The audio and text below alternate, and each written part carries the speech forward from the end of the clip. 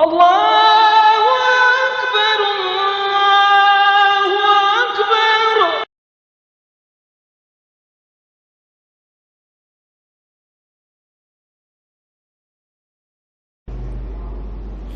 Bismillahirrahmanirrahim. Assalamualaikum warahmatullahi wabarakatuh. Alhamdulillahirabbil alamin. Wassalatu wassalamu ala Rasulillah sallallahu alaihi wasallam wa ala alihi wa sahbihi wa man ihtada bihadihi wastanna bi sunnati ila yaumiddin. Alaika tawakkalna wa ilaika anabna wa ilaikal masir. Alaika tawakkalna wa ilaika anabna wa ilaikal masir. Ma ba'd. Alhamdulillah, muslimin dan muslimat yang dirahmati Allah Subhanahu wa taala sekalian. Pertama sekali sama-sama kita syukur pada Allah Subhanahu wa taala. Pada pagi ini alhamdulillah kita dapat salat subuh berjemaah. Rasulullah sallallahu alaihi wasallam apabila baginda menceritakan tentang kenikmatan yang paling besar bagi beriman ialah dapat melihat Allah Subhanahu wa taala dalam syurga.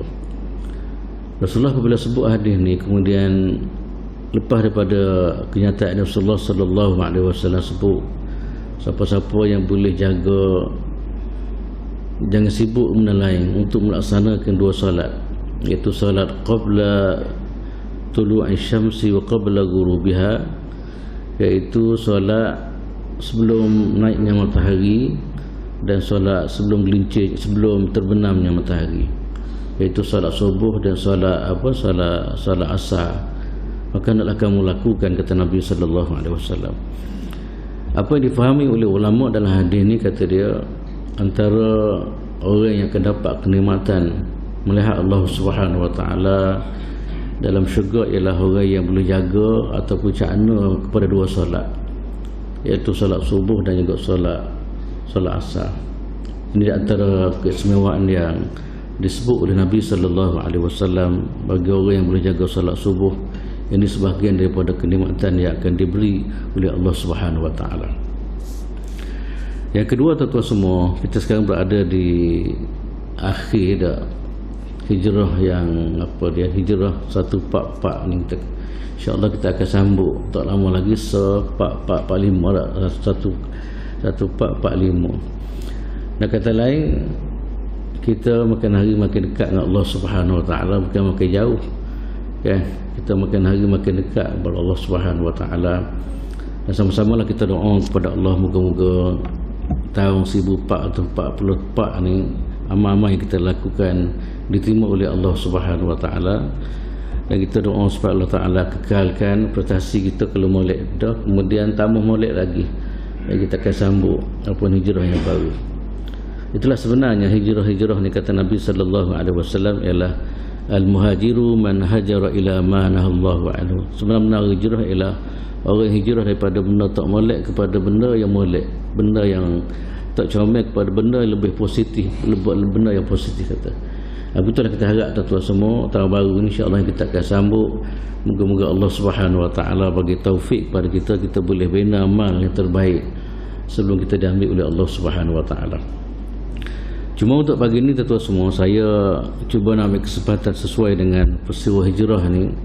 Saya nak bincang sikit tentang kehebatan ataupun rahsia kejayaan peristiwa hijratul Rasul sallallahu alaihi wasallam dan hijrah para sahabat radhiyallahu taala anhum ke Madinatul Munawwarah. Tuan-tuan semua, boleh jadi saya dah cerita dah sebelum ni beberapa tahun yang lepas berkaitan dengan tajuk ni, tapi tak apalah, saya rasa kita boleh balik sebagai ingat mengingati. Wa zakir fa inna dzikra tanfa'ul mu'minin. Beri peringatanlah kerana peringatan itu berguna bagi orang beriman. Tuan-tuan semua, dalam sejarah Nabi sallallahu alaihi wasallam, dalam sejarah Rasulullah sallallahu alaihi wasallam, kita dapati di sana dia penuh dengan peristiwa-peristiwa penting. Kan? Di antara yang paling penting tuan-tuan semua yang kita nak bicara ini adalah peristiwa hijratul Rasul sallallahu alaihi wasallam dan para sahabat radhiyallahu taala anhum ke Madinatul Munawwarah. Satu peristiwa tuan-tuan semua yang begitu hebatlah. Dan sehingga Sayyidina Umar Khattab radhiyallahu taala anhu apabila dia bicara di kalangan dia orang untuk letak tarikh Islam, nak mula mana tarikh Islam. Maka di sana berlaku pembincangan di kalangan sahabat radhiyallahu taala anhum pada masa Sayyidina Umar Al-Khattab radhiyallahu taala, itu lebih kurang pada tahun 17 tahun selepas daripada peristiwa hijrah, peristiwa kebangkitan Nabi sallallahu alaihi wasallam, atau dengan kata lain peristiwa ni pembincangan ini berlaku pada masa pemerintahan Sayyidina Umar Al-Khattab radhiyallahu taala, di mana pembincangan berlaku di kalangan dia orang nak letak tarikh Islam nak start mana. Maka berlaku pembincangan tuan semua nak letak mana ataupun nak mula mana tarikh Islam. Maka di sana ada pandangan di kalangan dia orang, banyak pandangan. Di antara pandangan mengatakan kita ambil tarikh yang diletak oleh Parsi. Ada juga pandangan mengatakan kita ambil tarikh daripada Rom. Di mana dua tamadun itu begitu hebatlah sebelum kedatangan Islam ini dibawa oleh Nabi sallallahu alaihi wasallam tuan semua, di mana Rom Parsi di antara negara ataupun tamadun yang begitu hebat pada masa itu. Di mana tarikh dia ada dah tarikh dia orang. Maka sebab itulah di kalangan sahabat radhiyallahu taala kata dia kita ambil tarikh yang dia orang buatlah, supaya tak payah memikir banyak, kita ambil dari apa yang dia orang buat. Sayyidina Umar Khattab radhiyallahu taala anhum tolak dia ni pandangan ini, tak berapa setujulah. Kemudian ada pandangan yang mengatakan kita ambil tarikh kelahiran Nabi sallallahu alaihi wasallam. Kemudian ada pandangan mengatakan kita ambil tarikh kebangkitan, dan ada juga pandangan mengatakan kita ambil tarikh dia kewafatan Nabi sallallahu alaihi wasallam. Semua tu ditolak oleh Rasulullah. Semua tu makna tak berapa suka, tak apa diminati oleh Sayyidina Umar Khattab radhiyallahu taala anhu. Kemudian akhir sekali dicadangkan supaya kita ambil peristiwa hijrah sebagai permulaan tarikh Islam. Maka tuan-tuan semua Sayyidina Umar dia ambil kan. Akhir sekali fikir-fikir, kemudian duk tengok kepada dari segi hikmah, dari segi dia rahsia dan sebagainya. Maka Sayyidina Umar dia ambil tarikh hijrah adalah sebagai permulaan kepada tarikh Islam. Tuan-tuan semua, sebab gapo sebenarnya ulama dah bincang sebab gapo ya Sayyidina Umar dia tolak dia ataupun dia tak apa setuju dengan pandangan-pandangan yang dikemukakan tadi kan. Antaranya tuan-tuan semua ialah peristiwa dia ni nak ambil orang lain Rom dan Parsi ni. Sebab dalam Islam ni Sayyidina Umar dia faham daripada apa yang dia belajar daripada Nabi sallallahu alaihi wasallam. Kita ni kalau boleh tak saya ambil orang lain lah. Kita nak bina identiti kita tersendiri, kita panggil. Sebab tu banyak dalam ibadat kita pun kita nak Rasulullah ajar supaya kita menyalahi orang lain.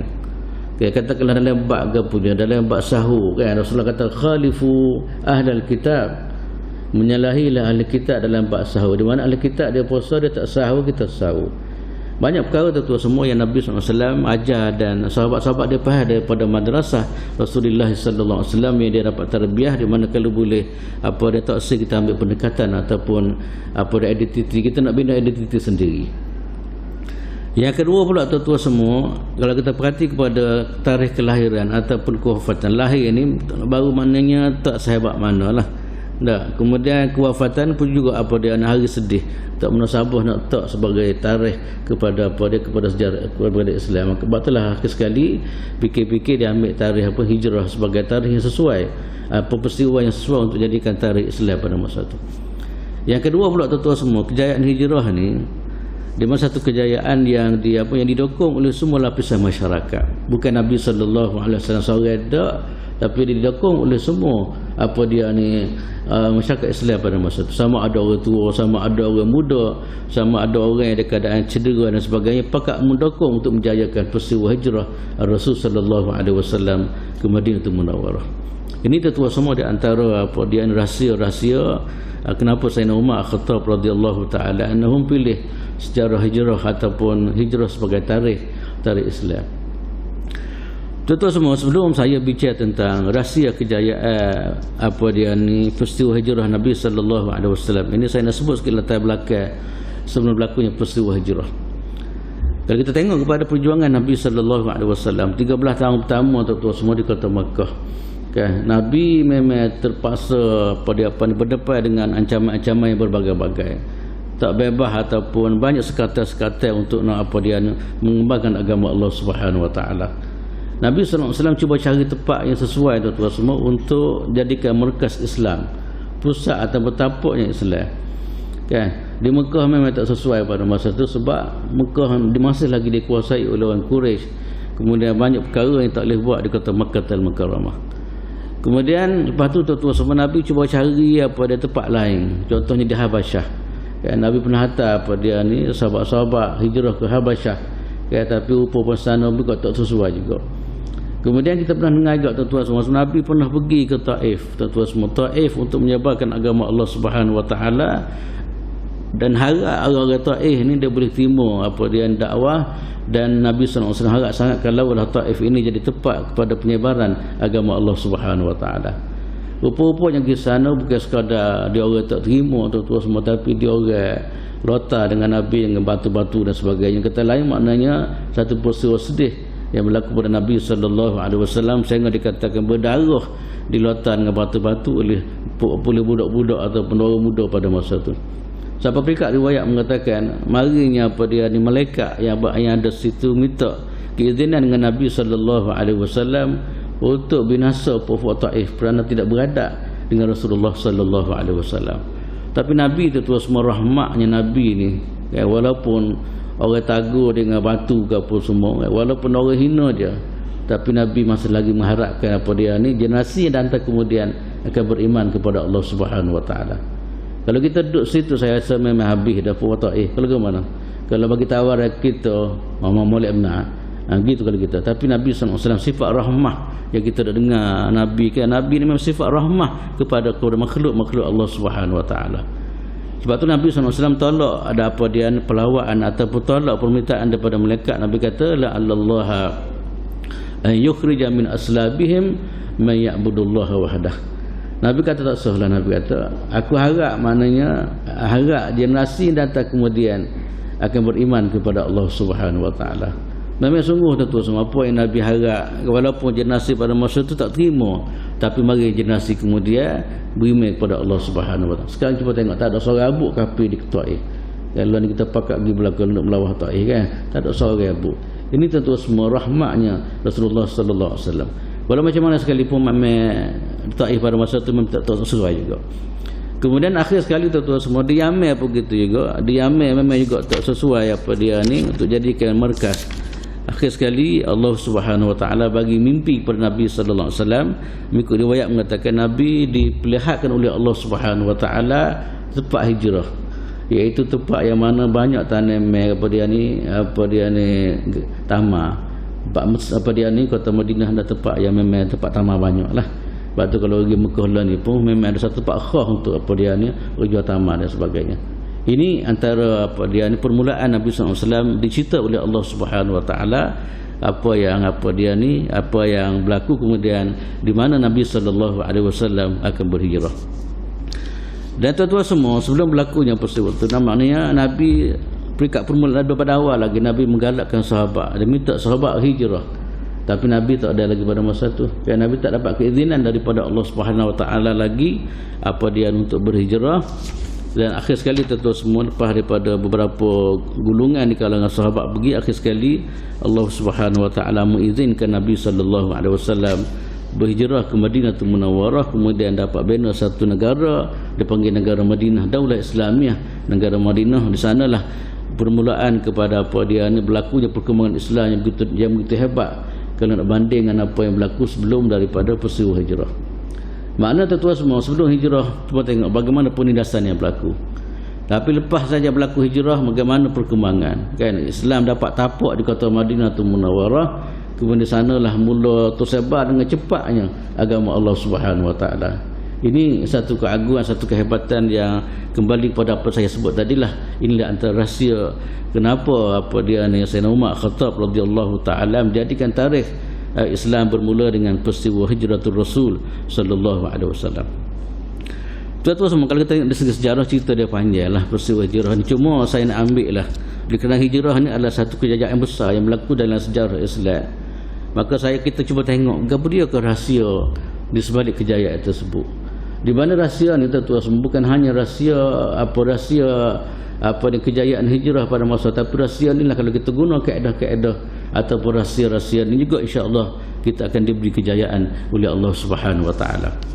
Di sana tuan-tuan semua kalau kita perhati kepada tulisan ulama, hasil daripada kajian dia orang, hasil daripada penelitian dia peristiwa hijratul Rasul sallallahu alaihi wasallam daripada sahabat ni, dan berjayanya peristiwa hijrah ni dapat bina negara di kota Madinah tu Munawwarah tu. Semua di sana dia rumuskan 4 perkara rahsia kejayaan apa dia ni, atau faktor-faktor ataupun rahsia kejayaan hijrah. Yang pertama sekali tuan-tuan semua ialah kan, hak ni memang semestilah niat yang molek, dia panggil ikhlas, ataupun istilah kita panggil an-niyatus salihah. Kerja-kerja yang dilakukan oleh Nabi SAW dan para sahabat, dia bermula dengan apa dia ni, nawaitu ataupun hati yang betul. Sebab itulah dalam bab hati, dalam bab niat ni, kalau kita ngaji dalam apa ni, dalam hadis ke apa semua, biasa letak mula-mula sekali hadis-hadis yang berkaitan dengan niat ni. Sebab gapo dia tu asas penerimaan, asas penerimaan pahala, asas apa dia ni, amal yang kita akan dinilai oleh Allah Subhanahu Wa Taala. Dia mula situ sebenarnya, dia mula dengan keikhlasan hati kepada Allah Subhanahu Wa Taala. Waktu Nabi sallallahu alaihi wasallam sebut, Nabi kata innamal a'malu binniyat wa innama likulli imri'in ma nawa. Maknanya amalan kita tu mengikut niat, kan? Kalau niat kita molek, insya-Allah, kalau niat kita jujur molek kerana Allah Subhanahu Wa Taala, maka insya-Allah amalan kita akan diterima. Dia bukan sekadar amalan kita diterima, tetapi ikhlas ni adalah punca kepada keberkatan, punca kepada kejayaan sebenarnya amalan ikhlas ni. Saya pernah bawa sebelum ni cerita berkaitan dengan 3 orang, tuan-tuan semua, 3 orang yang masuk, yang cari makan, kemudian masuk gua. Tiba-tiba tutup gua tengah batu besar, kan? 3 orang tu maknanya apabila dia masuk gua nak berehat dalam gua sekejap, tiba-tiba batu besar tutup. Apabila tutup, tuan-tuan memang tak boleh nak keluar adalah, kan? Dengan apa, walaupun dia pada masa tu orang besar-besar berlaku pada masa tu, peristiwa ni berlaku sebelum ke apa dia ni, kebangkitan Nabi sallallahu alaihi wasallam. Orang dulu memang walaupun besar macam mana dia tak boleh nak tolak batu yang begitu besar tadi. Akhir sekali 3 orang ni bukan dia orang juru, tuan-tuan semua, kan? Dia tak nampak benda lain, dia nak mikir, dia cuma mikir kepada dia ni, mikir apa amalan dia dengan Tuhan. Maka 3 orang tadi tu semua dia cuba cari amalan yang paling ikhlas sekali. Sebab dia faham amalan ikhlas ni adalah punca kepada kejayaan, punca kepada keberkatan dalam hidup. Maka dia orang dalam tu, dalam gua tadi duk doa kepada Allah Taala, cari amalan mana yang paling ikhlas sekali. Okay. Kemudian yang pertama tuan-tuan semua, ni hadis ni kita dah bicara, cuma saya nak ulang, nak ceritanya bagaimana keikhlasan ni adalah punca kepada kebaikan atau punca kepada kejayaan. Orang pertama tuan-tuan semua, dia ni memang buat baik kepada orang tua dia. Dia sebut pada Allah SWT dalam gua tadi, doa pada Tuhan, ya Allah, hamba ni dalam sejarah hamba memang dia terkenal dengan orang yang buat baik pada orang tua dia. Dia mendahului orang tua dia lebih daripada orang lain. Kemudian lepas daripada dia sebut pada Tuhan, dia sebut satu doa. Dia akhir sekali ucapan, dia kata dia, Allahumma in kuntu apa ni fa'altu dzalika, apa dia ni, in kuntu fa'altu dzalika, apa dia ni, ibtigha wajhik fafrush anna. Kata, ya Allah, kalaulah aku ni buat baik pada orang tua aku ni, utama orang tua lebih daripada orang lain ni, kerana kamu ya Allah, kerana ikhlas kepada kamu, semata-mata cari ridhaan kamu, maka apa dia ni, bukalah pintu gua ni, kan? Allahumma in kuntu fa'altu dzalika ibtigha wajhik fafrush anna. Ya Allah, sekiranya aku buat benda ni, buat baik pada orang tua aku ni semata-mata apa dia kerana kamu ya Allah, maka bukalah pintu gua ni. Takdir Allah Ta'ala tu mula gerak sendiri apa dia ni batu, kan? Nak ceritanya amalan ikhlas dah apa dia dapat kesan daripada masa tu. Kemudian tak boleh kubik lagi. Yang kedua pula tuan-tuan semua, yang kedua pula dia apa, dia ni mempesing, dia memang dia jaga, dia terlibat dengan maksiat. Akhir sekali dia berhenti maksiat kerana Allah Subhanahu Wa Ta'ala. Dia nak buat maksiat dengan waris dia rutin Ramadan satu, kemudian apabila nak buat siapa klemek dah kita bagi nak buat maksiat, tiba-tiba puas tu kata ittaqillah, apa dia kata, dia takutlah kepada Allah Subhanahu Wa Ta'ala, kamu tak layak lagi, kamu tak halal lagi melakukan benda ni dengan saya sebab kamu bukan suami saya. Dia pun berhenti selalu tuan-tuan, berhenti daripada maksiat tadi. Kemudian dia sebut kepada Tuhan masa dia berdoa, dia kata, Allahumma in kuntu fa'altu dzalika apa ibtigha wajhik fafrush anna. Ya Allah, sekiranya aku tinggal maksiat tadi, tak lain tak bukan kerana engkau ya Allah, maka bukalah pintu gua ni. Tiba-tiba tuan-tuan semua, akhir sekali terbukanya apa dia ni, pintu gua tadi sikit-sikit. Kemudian yang ketiga pula dia ni jenis orang tokek, saya dah sebut sebelum ni, orang lepas, ya, dia jaga harta apa dia ni, gaji, dia jaga duit apa dia ni anak buah dia. Bukan sekadar jaga, dia kembangkan apa dia harta anak buah dia apa dia beli kambing, beli apa semua. Ya saya kata apa dia ni biok banyak sekali kambing hasil daripada duit yang dia simpan daripada apa dia anak buah dia tadi, ataupun apa dia ni koli dia. Akhir sekali kata dia, doa dia macam tak juga. Allahumma in kuntu fa'altu dzalika ibtigha wajhik fafrush anna. Ya Allah, sekiranya aku ni jaga harta dia dengan keadaan ikhlas dan aku biar harta dia semata-mata kerana Engkau ya Allah, maka bukalah pintu gua. Akhir sekali terbukanya begitu tu. Akhir sekali maknanya tu. Nak ceritanya dalam kisah ni tuan-tuan semua, saya nak kaitkan dengan faktor yang pertama, keikhlasan ni. Dia adalah keikhlasan ni adalah punca kepada kejayaan. Lepas tu kalau kita perhati pada peristiwa hijrah Rasulullah sallallahu alaihi wasallam, tuan-tuan semua, kita dapati di mana Nabi dan sahabat-sahabat pindah daripada kota Makkah al-Mukarramah ke Madinatul Munawwarah. Cuba tengok, tak ada, bukan kerana lain tak. Bukan kerana kebenaran, bukan kerana nak cari kerja, bukan kerana nak pangkat, bukan kerana apa-apa, dia adalah semata-mata untuk mendapat apa redha Allah Subhanahu wa taala ataupun menyahut seruan Rasulullah sallallahu alaihi wasallam. Dan insya-Allah saya akan sebut lepas ni bagaimana pengorbanan dia orang. Dan kata lain tak ada sekian abu unsur-unsur lain. Sebab ada setengah-setengah orang jahat dia tulis sejarah Nabi ni pokok kafir biasanya. Pokok sahabat Nabi ni hijrah ke Madinatul Munawwarah tidak lain dan tidak mungkin kerana nak cari makan ataupun nak cari kekayaan. Kan? Ini satu tomohan yang tak betul lah tuan-tuan semua. Kalau kita tengok dari segi sejarah, insya-Allah saya akan buat cerita lepas ni di mana hijrah dia orang daripada Makkah al-Mukarramah ke Madinatul Munawwarah tidak lain dan tidak bukan adalah semata-mata untuk menyahut seruan Nabi sallallahu alaihi wasallam dan untuk menyahut seruan Allah Subhanahu wa taala, ataupun kata lain maknanya ikhlas dia dalam melaksanakan tanggungjawab, ikhlas dalam melaksanakan hijrah semana yang diarah oleh Allah Subhanahu wa taala. Ini yang pertama tuan-tuan semua, antara rahsia pertama ialah kejayaan, ialah rahsia dia panggil keikhlasan. Sebab tu dalam perjalanan hidup kita begitu jugalah. Kita nak semaya ke nak apa, nak buat amal ke apa semua tuan-tuan semua. Oh, ini di antara asas yang selalu diperkatakan oleh Nabi sallallahu alaihi wasallam supaya amalan kita untuk terima dosa. Yang kedua pula kita nak keberkatan dan nak kejayaan hasil daripada apa dia ni, hati kita bulak, dia panggil bulak getar kalau dia panggil, kerana dia buat kerja kerana Allah Subhanahu wa taala. Ni barang ni barang payah belaka ni.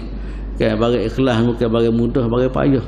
Kan dia perlu pada usaha, yang perlu pada pembinaan daripada semasa ke semasa. Yang kedua pula tuan-tuan semua, dalam peristiwa hijrah ni tak padan dengan niat Nabi racah. Kan dia panggil al-akhdhu bil asbab. Kan dalam hidup kita ni tuan-tuan semua, kita buat, kita niat ke apa, kita kena racah molek. Kan perancangan kita ataupun usaha yang kita lakukan ini sebenarnya dia adalah satu benda ibadat kepada Allah Subhanahu wa taala. Katakanlah kita nak mari sembahyang masjid, kita racah beli motor, beli gapo semua kan. Ini kita panggil istilah dia panggil al-akhdhu bil asbab. Kita ambil asbab. Kan kita merancang tu adalah dikatakan ambil asbab lah. Sebab ambil asbab ni tuan-tuan, walaupun kita nampak dia bukan sembahyang baik kan, walaupun kita nampak dia bukan dalam bentuk zikir, tapi akhdhu bil asbab tu kita ambil apa ni sebagai mukadimah nak buat benda molek ni kan, dia adalah satu benda yang sangat-sangat digalak dalam Islam. Bahkan ulama mengatakan al-akhdhu bil asbab ibadatun. Kita ambil asbab, kita merancang, kita susun molek, ni adalah satu ibadat yang akan diberi pahala oleh Allah Subhanahu wa taala. Cuba tengok dalam peristiwa hijrah tuan-tuan semua. Nabi sallallahu alaihi wasallam, cuba tengok kan. Dalam peristiwa hijrah ni tuan-tuan semua, Nabi ni kalau nak pergi selalu pun boleh. Kalau ke mana? Nabi akan dijaga oleh Allah Subhanahu wa taala. Wallahu ya'simuka minan nas. Allah Taala jaga manusia, dijaga daripada dikhianati, diancam oleh manusia dan sebagainya, dibunuh oleh manusia. Okay, tapi dalam peristiwa hijrah tuan-tuan semua, bagaimana cuba tengok Nabi buat perancangan yang begitu rapi sekali. Okay, sebab tu dah kita dalam Islam ni, perancangan ni sebahagian daripada apa ni perkara yang diajak oleh Islam. Kan? Sebab itulah kalau kita bicara bab tawakal kepada Tuhan, kita tak boleh tawakal gitu saja, kerana kita kena usaha, kita kena gapo dulu baru kita tawakal kepada Allah Subhanahu wa taala. Cuba tengok tuan-tuan semua dalam peristiwa hijrah ni, bagaimana poin yang kedua yang kita nak bicara ni ialah dia panggil apa, dia ni perancangan Nabi. Ya, lepas daripada niat molek ke apa semua tadi kita bicara, kemudian Nabi dia racah untuk jaya ke peristiwa hijrah.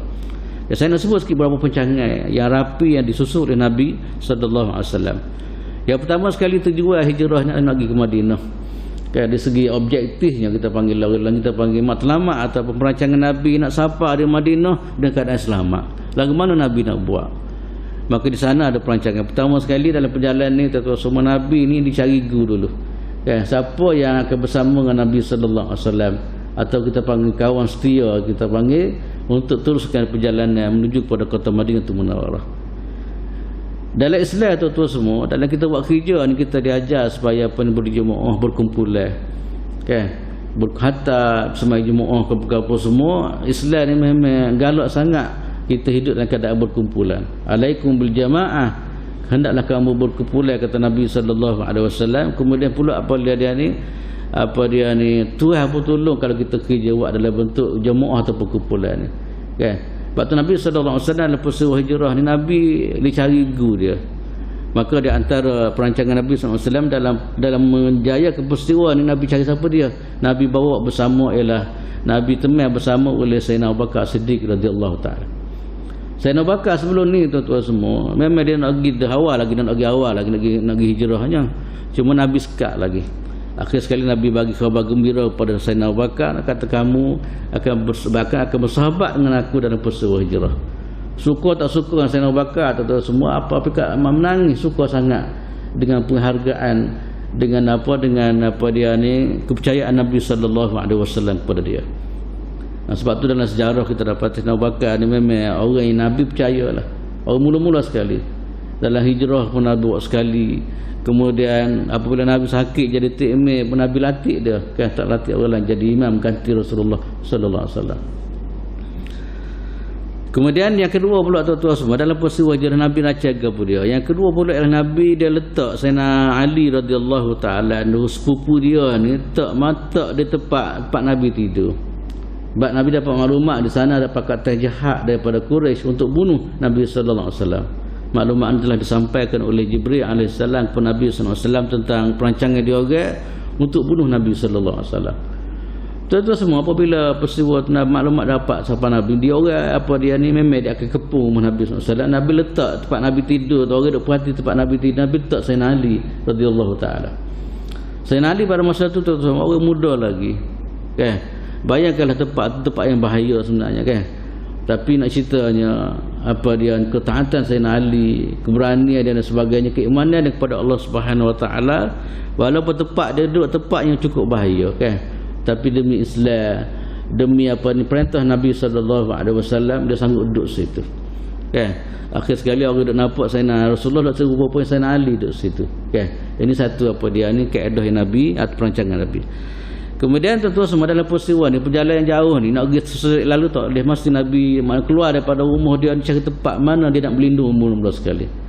Sebab perjalanan Nabi ni tuan-tuan, pergerakan Nabi ni dia telah diperhati oleh masyarakat Quraisy. Dia memang tak seru sangatlah keluar daripada kota Mekah ni. Sebab tu kehidupan Nabi, pergerakan Nabi telah diperhati oleh Quraisy pada masa tu. Maka Nabi tuan-tuan semua, dalam peristiwa ni, Nabi sallallahu alaihi wasallam dia cari tempat, dia panggil tempat berlindung mula-mula. Keluar daripada kota Mekah tu cari tempat berlindung. Di mana tempat berlindung ni Nabi pilih ialah di Gua Thur, dia panggil. Nabi duduk situ.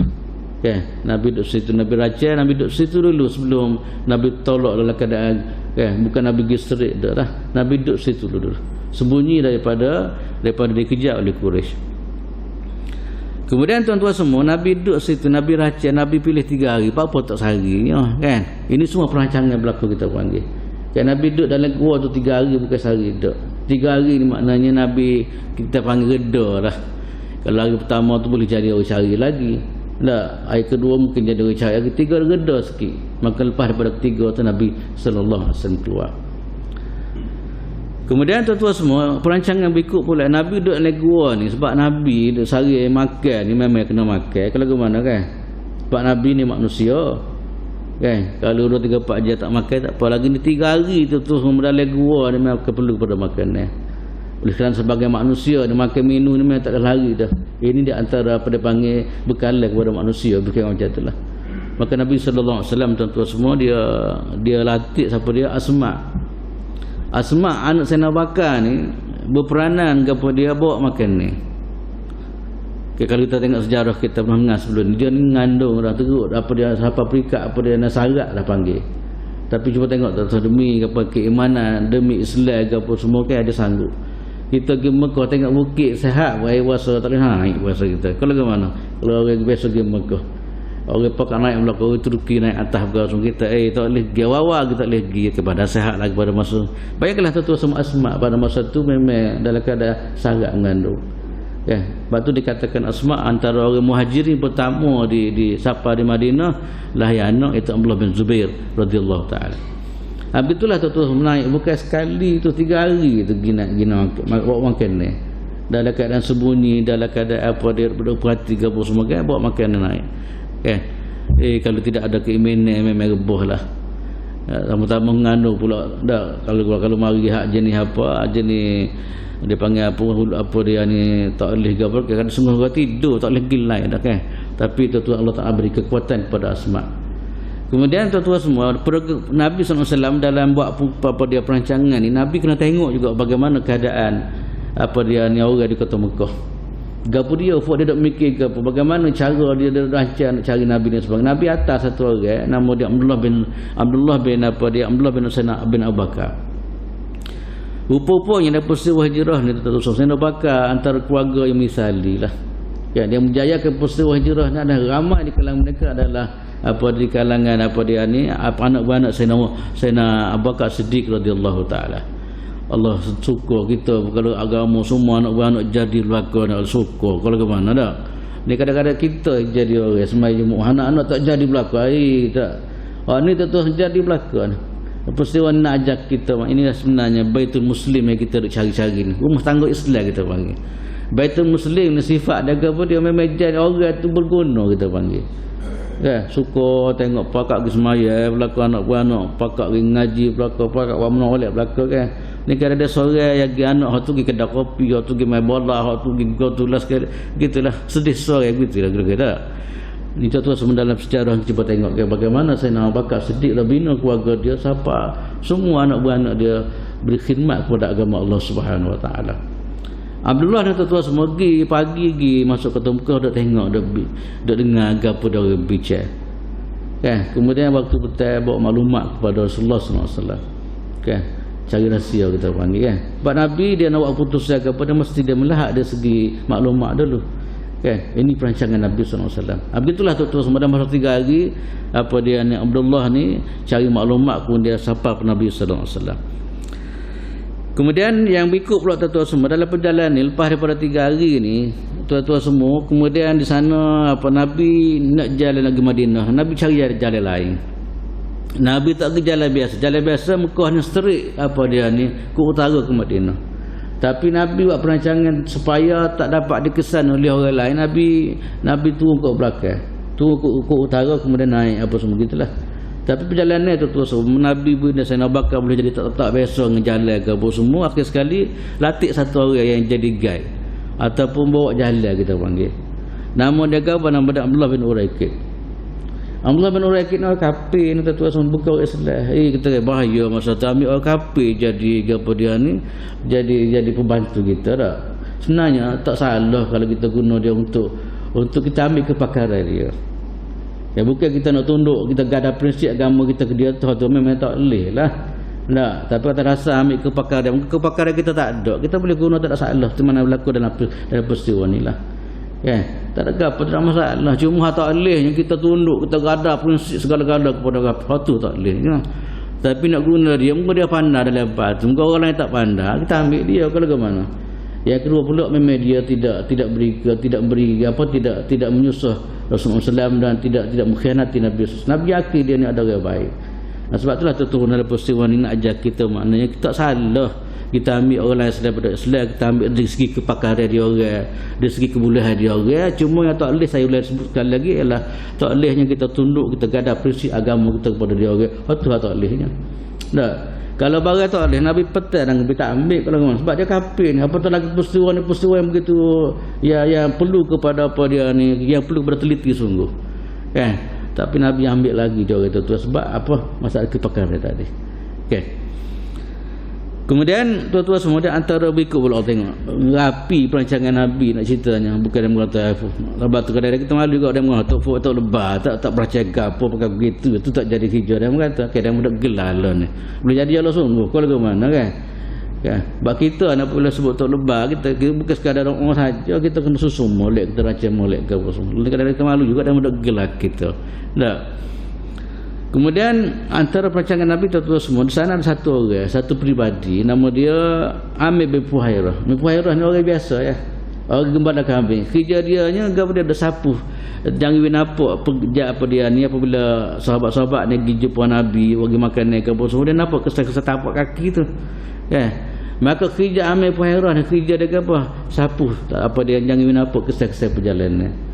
Sebab Quraisy nak cari Nabi nampak tapak biasanya adalah lalu kepada kalau mana tapak tak akan jadi tapak ni kecuali ada orang lalu tak maka kerja dia apa dia kerja dia gitulah kerja dia sapu gitu kan.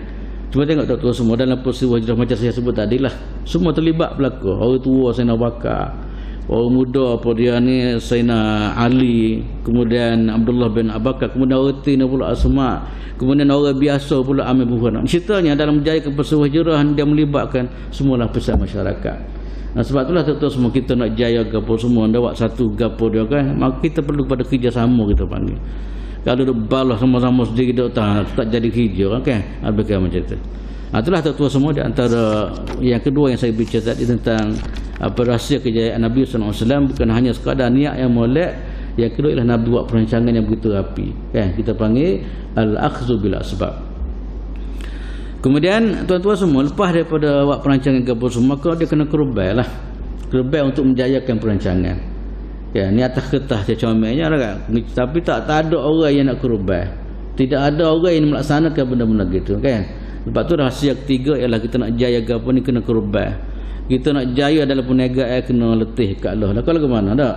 Kita nak mari nak jaya dalam apa dia beribadat kepada Allah Taala kita kena kerubai masa dan sebagainya. Lepas tu dalam peristiwa hijrah ni tuan-tuan, di antara rahsia ketiga kejayaan ialah Allah Subhanahu wa taala apa dia ni? Allah Subhanahu wa taala minta supaya dia apa dia ni minta supaya dia orang buat kerja lah. Dia kata lain pengorbanan yang begitu hebat yang dilakukan oleh dia orang ni. Gapo dia pengorbanan dia orang tuan-tuan semua, antara pengorbanan tinggal tempat tinggal.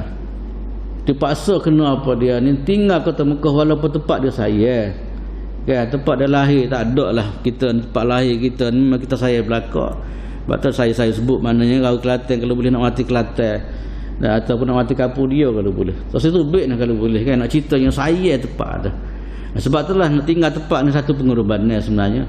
Kan tengah tempat apa dia tempat kelahiran tempat orang tua ke apa semua ni tempat kita besar ni memang satu benda yang perlu pada pengorbanan. Hatta Nabi sendiri tu semua riwayat mengatakan apabila Nabi nak keluar daripada kota Mekah Nabi saya sangat kota Mekah. Nabi apabila selesai nak tinggal saja kota Mekah paling kepada kota Mekah Nabi katakan apa innaki ya Makkah innaki la habbu ilayya ardan laula anna qaumaki akhrijuni ma kharajtu. Nabi kata wahai kota Mekah kata Nabi kata engkau ni adalah bumi paling aku sayang sekali. Tak ada lah bumi aku suka bumi Mekah kata Nabi sallallahu alaihi wasallam. Pada sinilah Nabi dilahirkan, sini Nabi dibesarkan dan sebagainya. Tapi Nabi kata kalaulah kerana tidak kaum engkau ni kota Mekah mengeluarkan aku daripada kota Mekah ni aku tidak akan keluar. Nak ceritanya gambaran kesimpulan daripada kata-kata Nabi ni cerita saya. Kan dan begitu juga sahabat-sahabat lain gitu juga tuan-tuan semua maknanya apa dia ada satu pengorbanan besar yang berlaku pada Nabi SAW daripada sahabat radhiyallahu taala anhum di mana terpaksa tinggal tempat tinggal. Kenapa kena tinggal tempat kelahiran dan sebagainya. Sebab itulah pada masa itu tuan-tuan semua di peringkat awal dulu hijrah adalah satu benda yang wajib. Kan bagi orang Islam yang ada kemampuan di kota Mekah kena tinggal kota Mekah untuk pergi ke Madinatul Munawwarah untuk support ataupun untuk apa dia panggil untuk menegakkan apa dia satu kerajaan baru yang dipimpin oleh Nabi sallallahu alaihi wasallam. Kemudian yang kedua pula tuan-tuan semua ialah pengorbanan dari segi apa dia? Pengorbanan kita tengok sini adalah dari segi harta. Kan? Cuba tengok di kalangan sahabat yang keluar, sungguh-sungguh yang keluar daripada kota Mekah tu bukan orang biasa kaya. Sebab itulah kembali kepada saya sebut tadi, maknanya dia orang keluar daripada kota Mekah memang lillah sungguh. Kalau untuk kebenaran apa dia pergi sebab dia kaya dah. Ada satu orang tu semua nama dia Suhaib Ar-Rumi Nama satu orang nama dia Suhaib Ar-Rumi radhiyallahu taala. Suhaib Ar-Rumi ni tuan-tuan semua yang dikenali sebagai apa dia ni, dia dipanggil apa Suhaib Ar-Rumi. Dia bukan orang Rom. Asal-usulnya dia orang Arab. Cuma satu masa ayah dia pergi sebelum Islam ni, ayah dia pergi jadi satu baru besar di satu kawasan, kemudian berlaku peperangan, dia ditawan oleh Rom. Duduk di negeri Rom kecil-kecil lagi lah. Akhir sekali lekat dia dengan nama Suhaib Ar-Rumi. Macam tempat kita lah kadang-kadang, padahal dia bukan asal, kerana orang panggil mak apa dia ni, mak tupak kita panggil dah, okay. Dia asal bukan tupak, oleh kerana kecil-kecil di sana kita. Maka Suhaib Ar-Rumi itu kita juga lah. Akhir sekali tuan-tuan semua, dia lepas tu dia dijual di kota Makkah al-Mukarramah, balik semula, balik kepada Mekah semula, jadi orang Arab semula lah. Maka masa dia dekat Mekah tuan-tuan semua, dia cuba bina buat kerja, jadi akhir sekali dia kaya. Tetapi tuan-tuan semua, kaya dia tu akhir sekali apabila Nabi sallallahu alaihi wasallam bawa Islam. Apabila bawa Islam tuan-tuan semua, dia pun minat pada Islam.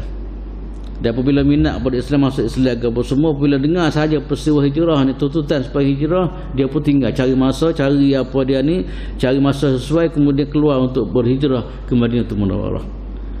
Sebab tu orang dulu nak hijrah bukan mudah, kan? Sebab dia duk perhati oleh Quraisy apa semua, kan? Kemudian cari masa, tapi cari-cari gitulah, ramai-ramai jumpa juga kau orang pun. Dah Suhaib satu masa tuan-tuan semua, dia keluar tiba-tiba, Allah pula sekat, seberapa tengah jalan dia sekat oleh Quraisy. Sekat, aku tak suruh hijrah lah. Gapo dia sebut kepada orang tadi, kepada Quraisy nak sekat, dia kata dia sekat tak suruh pergi. Dia kata inni syaikhun kabirun wali malun wa mata'un. Kata dia gini, kata hamba ni tua dah, kata dia. Hamba ni orang tua, hamba ni ada duit, ada apa, ada harta, ada apa. Dia sebut dia kata muka harta-harta dia apa semua. Kata dia, kalau kamu lepas aku nak pergi tempat Nabi Muhammad SAW, aku nak pergi dengan hijrah ke Madinah no. Kalau kamu lepas aku akan bagi harta kepada dia. Tunjuk harta dia situ sebagainya. Kawan ni asalnya perancangan dia lain, orang kafir kan. Perancangan lain, perancangan memang nak sekat, tapi oleh kerana kebenaran menguasai diri dia, bagi Allah sikit tak apa, boleh, tak masalah. Dia orang mikir lagi untuk mikir. Last sekali mana matlamat asal nak sekat Suhaib ni tak jadi. Last sekali nampak bahagia dari kepala dia. Akhir sekali tuan-tuan semua, dia lepaslah Suhaib, pada masa balik Mekah, ambil lah harta Suhaib sebagainya. Siapa tuan-tuan peristiwa ni, Allah Ta'ala apa dia ni, Allah Ta'ala menghargai apa dia, apa yang dibuat oleh Suhaib ini. Sebelum sampai Madinah, ayat tu Quran turun dah, puji sikap daripada Suhaib. Allah Ta'ala sebut wa minan nasi man yashri nafsahu ibtigha'a mardatillah wallahu ra'ufun bil ibad. Ayat ni Tuhan puji, Tuhan kata ada di kalangan manusia orang yang beli diri dia semata-mata untuk dapat redha Allah Subhanahu wa taala. Dia tak tahu apa lagi, ayat itu dah, kan? Satu penghargaan Allah Taala kepada Suhaib, dan ayat ni bermula daripada hari itu sampai hari kiamat. Baca ayat ni, satu penghargaan daripada Allah Taala. Ada orang sanggup jual diri dia untuk kerana mencari redha Allah Subhanahu wa taala. Apabila sampai di Madinah tuan-tuan semua, Sayyidina Abu Bakar pergi jumpa dengan dia. Dia tak tahu apa satu lagi ayat ni nya. Ayat tu dah mengenai dia. Sampai di Madinah tuan-tuan, Sayyidina Abu Bakar kata kepada Rabbi bai'uka. Wahai Suhaib, menego apa ni, penjualan kamu jaya, kata dia. Untung penjualan kamu. Kemudian kata wa bai'uka fala takhsar. Jualan kamu ni, kata dia, tak rugi, kata dia. Kawan ni tak tahu apa satu, dia tak faham apa dia yang disebut oleh Sayyidina Abu Bakar Siddiq radhiyallahu ta'ala. Dia tak tahu apa, tak maklumat apa dia. Tiba-tiba Sayyidina Abu Bakar kata gitu. Kalau kita kira sekulu haji, untung lagu mana tinggal habis harta di Madinah, di Mekah, kalau ke mana dah. Tiba-tiba Sayyidina Abu Bakar kata, untung, bahagia kamu, jaya kamu dalam perniagaan kamu, dalam jual beli kamu. Dia kata wa mazaka, kepada wahai Abu Bakar kata, kepada aku tak faham kepada dia, kata dia. Akhir Sayyidina Abu Bakar kata anzalallahu fika kadza wa kadza wa qara al-ayah. Sayyidina Abu Bakar kata gini, Allah Taala tu ayat berkaitan dengan kamu. Dia baca ayat tadilah, wa minan nasi man yashri nafsahu ibtigha'a mardatillah wallahu raufun bil ibad. Ini tentu semua satu apa dia, satu penghargaan dan kisah ni. Ayat ni dibaca daripada sapanya hari kiamat, nak cerita bagaimana apa dia kehebatan Suhaib telah dihargai oleh Allah Subhanahu wa taala. Ya, kalau kita orang dua tiga orang harga, tapi Tuhan harga tu semua kisah dia ni dibaca dan ditatapi oleh orang Islam daripada dulu sapanya hari kiamat. Kemudian yang ketiga pula tuan-tuan semua ialah kita dapati pengorbanan dari segi keluarga kan. Tadi kita bicara korban tinggal tempat tinggal, kemudian korban apa dia ni harta, yang ketiga ni dia sanggup korban apa dia ni keluarga. Ulama dia bawa dalam korban harga apa dia ni rumah tangga ni atau keluarga, dia ambil kisah yang berlaku pada apa ni Abu Salamah, Salamah dan Salamah. Ada 3 peribadi dalam peristiwa hijrah tu. Pertama sekali Abu Salamah ni untuk lelaki, kemudian Salamah ni bini, seorang lagi anak kecil dan benda dia Salamah. Ya. 3 orang ni terus keluar satu malam nak hijrah, dia cari tengok orang tak ada ke apa semua, keluar. Tiba-tiba jumpa tengah jalan, Allah jumpa kul sekak. Halal dia jangan hijrah. Dah sekali berlaku dia pergelutan ke apa semua, lah sekali terlepasnya suami dia, anak dia ni ditarik. Mak ngapa tak tarik menarik, lagi sekali anak dia cabut apa dia ni. Cabut kepada panggil cabut ni lah, cabut tangan ni. Lah sekali suami dia terlepas pergi Madinah. Dia kena igak dia di kota Mekah. Dan dikatakan tu semua gitulah, anak dia dalam keadaan tak sihat ke apa semua, ada pisah lama tu. Pisah lama, akhir sekali nak cerita saya yang Salamah kadang-kadang ada masa-masa pergi keluar tempat peristiwa tu berlaku, ingat mengenangi jasa apa dia ni peristiwa yang berlaku tu. Kemudian akhir sekali tu Allah Ta'ala ni dengan rahmat Tuhan capuk sifat kesian belah kepada Quraisy, kesian kepada apa dia ni Ummi Salamah. Allah sekali minta supaya Quraisy ni biar apa dia ni tinggal, kemudian biar dia pergi hijrah tempat suami dia apa dia ni Abu Salamah di kota Madinah tu Munawwarah. Sekali dia orang 2 beranak pergilah. Dia dibantu oleh orang lain lah sampai sana. Ini tuan-tuan semua nak ceritanya pengorbanan tadilah. Okay, sebab tu dalam peristiwa hijrah ni tuan-tuan semua, maknanya banyak cerita sebenarnya kita dapati pengorbanan yang ditulis oleh para sahabat radhiyallahu taala. Ada sungguh-sungguh tu kadang-kadang mata buta. Sanggup Mekah Madinah ni bukan setengah sini, jauh perjalanan kan. Bayangkanlah terus orang buta ni satu perjalanan yang begitu jauh pula, dahsyat kan. Tapi berlaku di kalangan sahabat satu orang nama dia Abdullah bin Jahshin. Dia buta tu semua, tapi dia sanggup susah payah dia apa dia ni tinggal kota Makkah Al-Mukarramah, korban menyahut seruan Nabi sallallahu alaihi wasallam ke Madinah Munawwarah. Ini tentu semua di antara episod pengorbanan yang kita sebut 2-3-4 peribadi ni. Ini antara rahsia kejayaan yang saya sebut tadilah rahsia kejayaan peristiwa hijrah. Akhir sekali tentu semua yang keempat ni pula ialah di samping kita korban, kita usaha, kita kena tawakal Tuhan lah.